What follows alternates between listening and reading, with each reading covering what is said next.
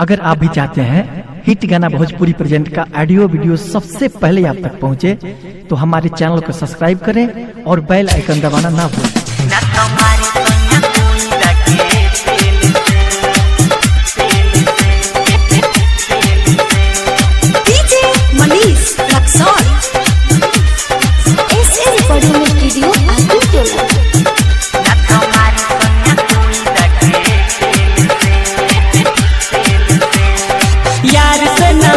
दिलदार से न मिलो, यार से न मिलो, दिलदार से न मिलो, रह बच के जवनिया के खेल से,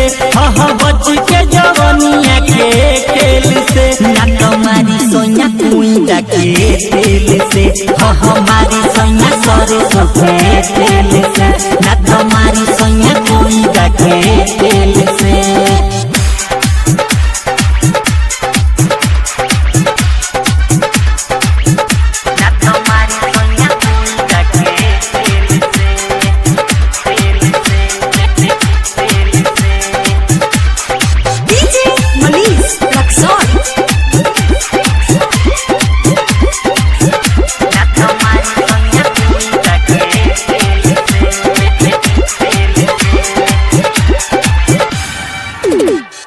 चली न कौनो बहाना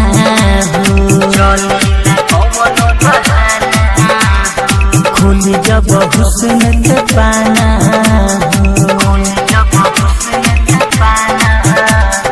चली नहीं कौनो बहाना हो, खुल जब हुस्न के पाना हो,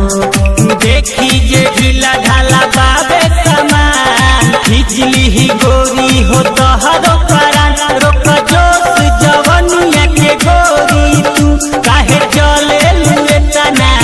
रेल से, चले लुए तना रेल से, ना तुम्हारी सोना कुइंटा के तेल से, हमारी सोना सरसों के तेल से, ना तुम्हारी सोना कुइंटा के तेल से।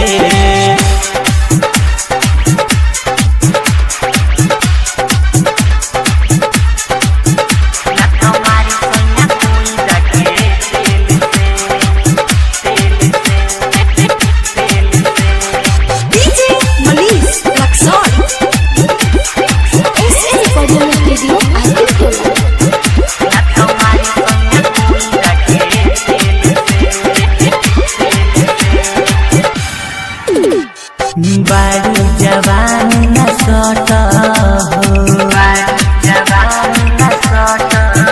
तनी अपनों से अलगे हट,